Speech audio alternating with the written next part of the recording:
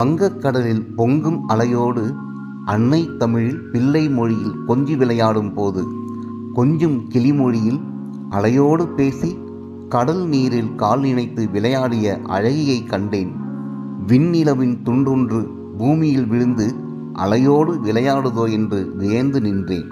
அலைமோதும் கடற்கரையில் வீசும் காற்றில் பறந்து ஆடிய அவள் கார்கூந்தல் காற்றில் கலைந்த கார்மேகம் இங்கே வந்து ஆடுதோ என்று எண்ணினேன்.